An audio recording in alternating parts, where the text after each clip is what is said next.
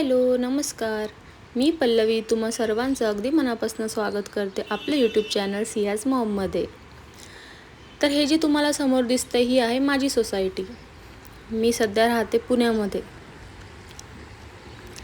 तर आज आहे संडे आणि सकाळचे वाजलेत 9 आणि मी करते शूट.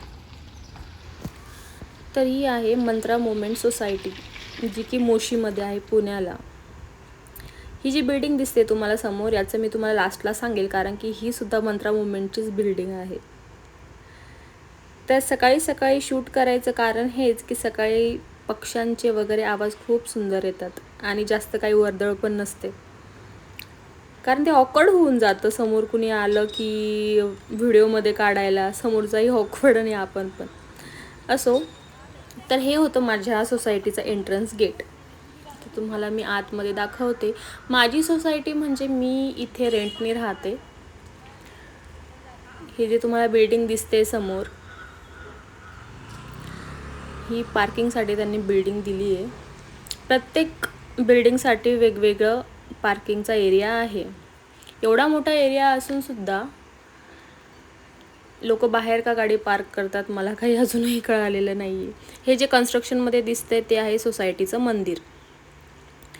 सर्व बिल्डिंग उभ्या राहिल्या आहेत, जुन्याही वाटायला लागल्या आहेत, बट ते मंदिर का अजून कन्स्ट्रक्टच करताय काही कळालं नाही.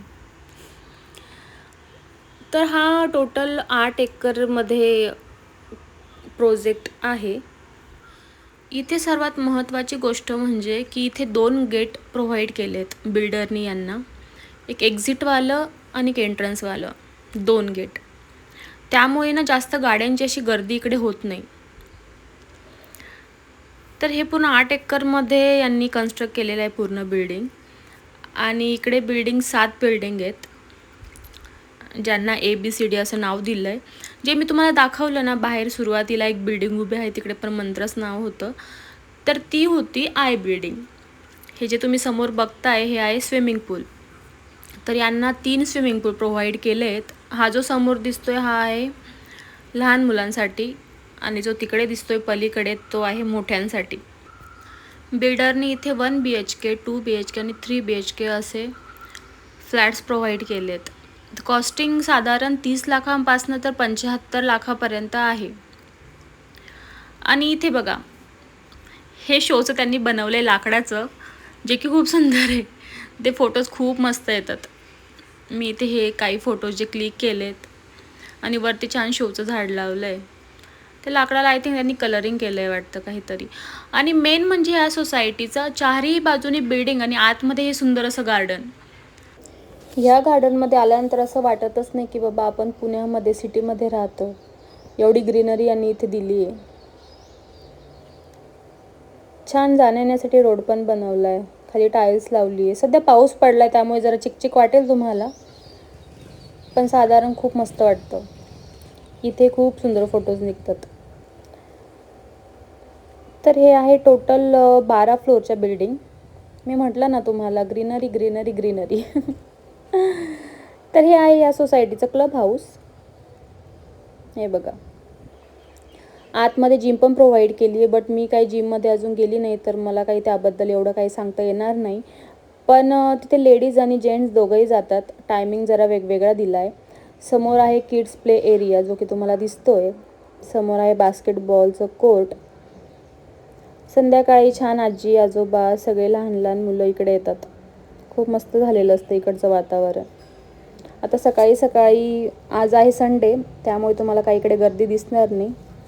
संध्याकाळी मी एखाद्या दिवशी तोही व्लॉग शूट करेनच, संध्याकाळी जेव्हा सगळे इकडे येतात.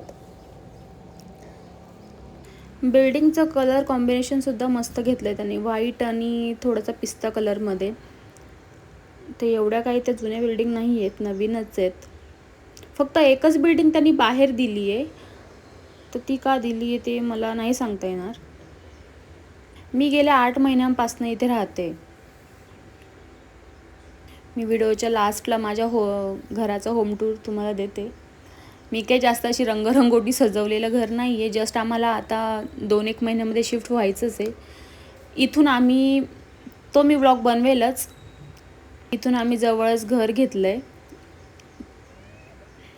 जे की 15 मिनिटाच्या वॉकिंग डिस्टन्सवर आहे. हे बघा, सकाळी सकाळी किती सुंदर वाटतं इकडे. हे असं समोरून कोणी आलं की जरा बरं वाटत नाही व्हिडिओ काढायला, कारण की समोरच्याला आवडेल नाही आवडेल हे आपण सांगू नाही शकत. तर इकडे या समोरच्या रस्त्याने गेलं ना, तर मी तुम्हाला सुरुवातीला दाखवलं की तिकडे स्विमिंग पूल होतं, तर मी तुम्हाला असं गोल राऊंड करून दाखवलं.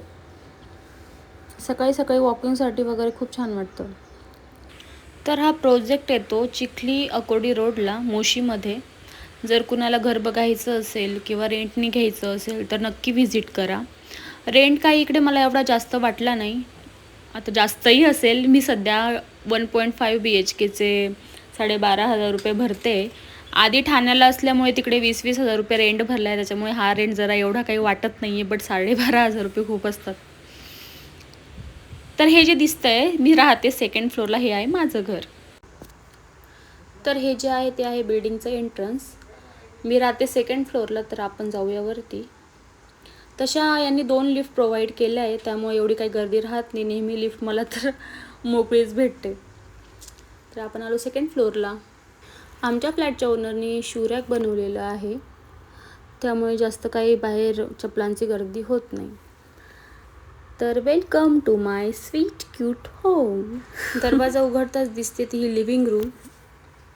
मस्त मोठा असा त्यांनी हॉल प्रोव्हाइड केला आहे आणि 2 विंडो दिल्या आहेत. एक मोठी विंडो आणि एक छोटी. मोठी म्हणजे जी बाल्कनीला अटॅच आहे ती विंडो.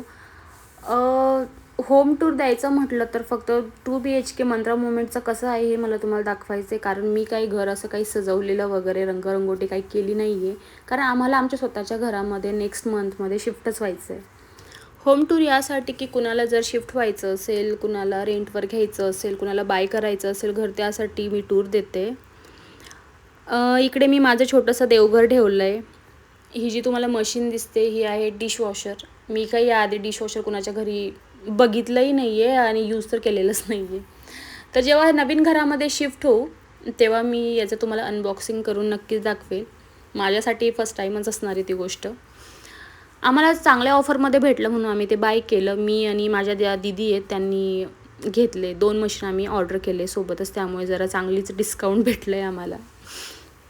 तर जो माझा हा फ्लॅट आहे तो 2 BHK ही म्हणता येणार नाही आणि 1 BHK ही म्हणता येणार नाही. त्याचं कारण असं की 1 BHK म्हणायला त्या 2 बेडरूम त्यांनी दिल्या आहे, बट 2 बाथरूम नाही आहेत, त्यामुळे हा 1.5 BHKचा आहे.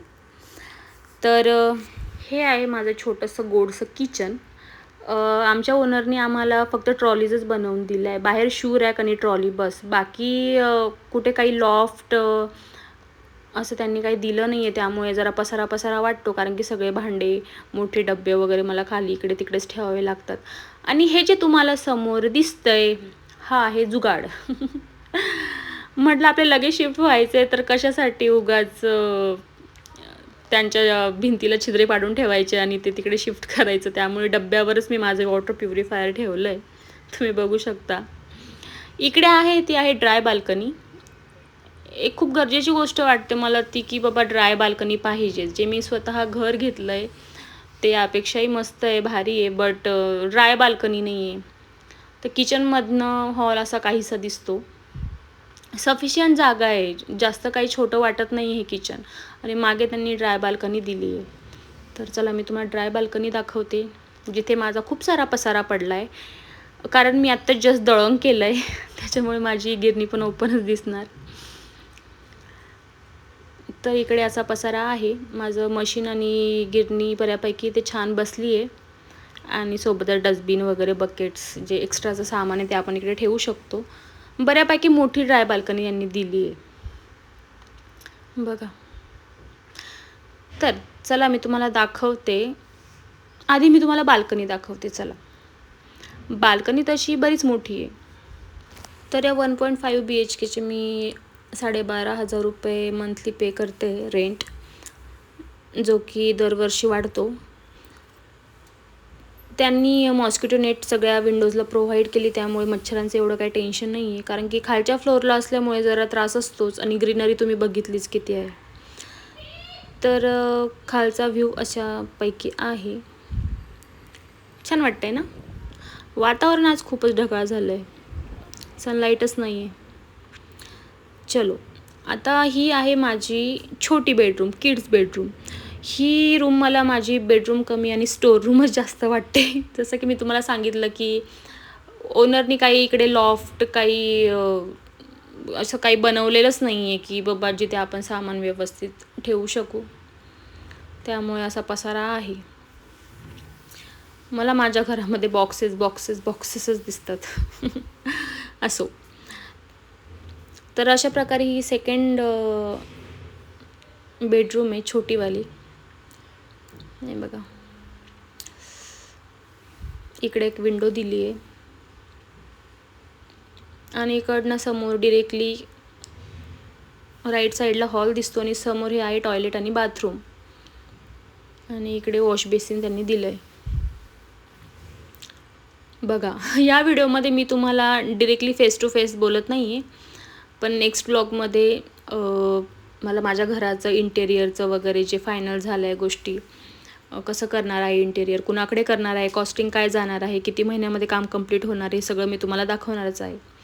तर ही आहे मास्टर बेडरूम. ही बंद यामुळे आहे आणि लाईटही ऑफ तुम्हाला दिसेल, कारण की माझं बाळ जे की 10 महिन्याचं आहे सिया, ती झोपली आहे, त्यामुळे मी लाईट ऑफ ठेवलेला होता.